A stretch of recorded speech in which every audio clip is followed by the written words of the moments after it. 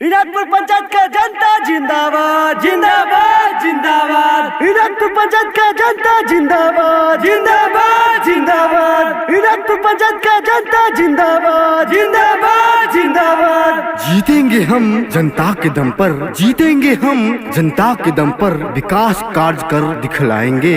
जितने चूहे शेर बन रहे हैं, जितने चूहे शेर बन रहे हैं, सबके सब बिल में घुस जाएंगे, बिल में घुस जाएंगे।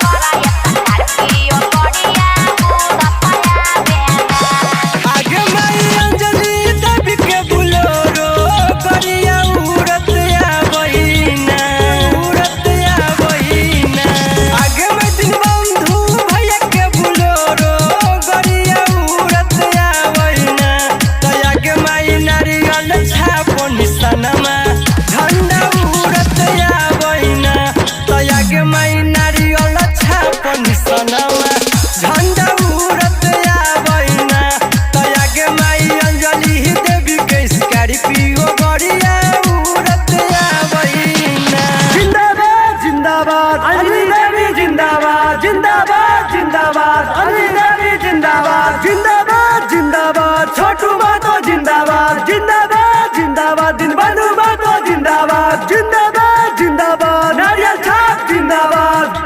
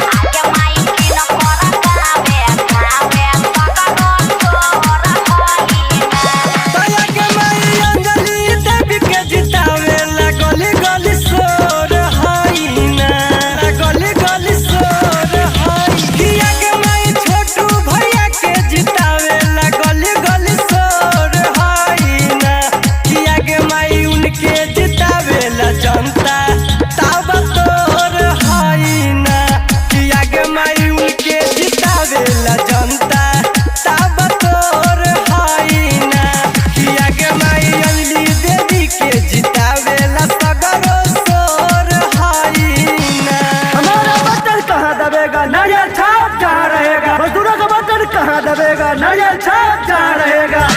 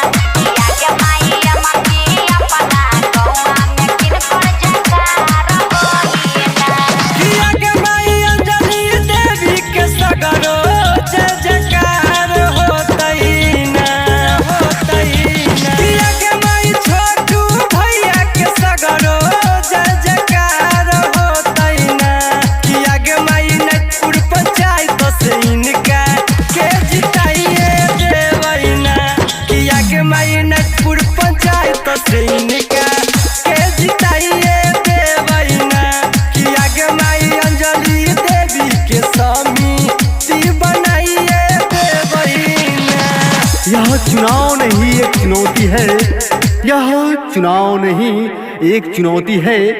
अब की बार अंजलि देवी को जिताएंगे, जड़ से मिटा देंगे पक्षपात के नासियों को। हर घर को सरकारी सुविधा दिलाएंगे, हर घर को सरकारी सुविधा दिलाएंगे। जी हाँ, ग्राम पंचायत राज इनायतपुर। क्षेत्र संख्या 3 से पंचायत समिति सदस्य पद के लिए शिक्षित, कर्मठ, सुयोग्य, ईमानदार एवं महिला उम्मीदवार अंजलि देवी, जिनका चुनाव चिन्ह है नारियल छाप। नारियल छाप। जी हाँ मतदाता भाइयों एवं बहनों, तो आइए हम सब मिलकर भाई दीनबंधु महतो उर्फ छोटू महतो के धर्मपत्नी अंजलि देवी को नारियल छाप के सामने का नीला बटन दबाकर भारी से भारी मतों से विजयी बनाते हैं। नारियल छाप का क्रम संख्या है 1। तो आइए हम सब एकजुट होकर भाई दीनबंधु महतो उर्फ छोटू महतो को हाथों को मजबूत बनाते हैं, ताकि ग्राम पंचायत राज इनायतपुर क्षेत्र संख्या 3 को पहले से ज्यादा विकास हो और विकास ही विकास हो।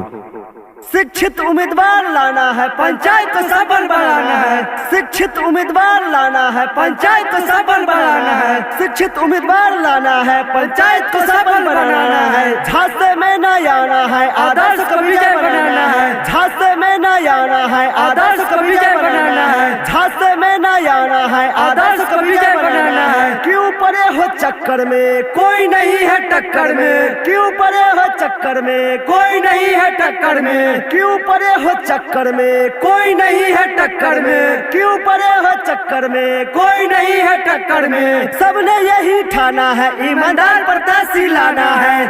सबने यही ठाना है, ईमानदार प्रत्याशी लाना है।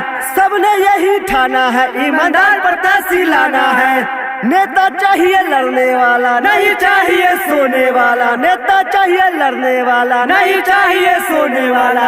नेता चाहिए लड़ने वाला, नहीं चाहिए सोने वाला। नेता चाहिए लड़ने वाला, नहीं चाहिए सोने वाला। संघर्षों में जो पलते हैं वही इतिहास बदलते हैं। संघर्षों में जो पलते हैं वही इतिहास बदलते हैं। संघर्षों में जो पलते हैं वही इतिहास बदलते हैं। जात पे न धर्म पे वोट देंगे करम पे। जात पे न धर्म पे वोट देंगे करम पे। जात पे न धर्म पे वोट देंगे करम पे। इनायतपुर पंचायत का जनता जिंदाबाद, जिंदाबाद, जिंदाबाद। इनायतपुर पंचायत का जनता जिंदाबाद, जिंदाबाद, जिंदाबाद। इनायतपुर पंचायत का जनता जिंदाबाद, जिंदाबाद।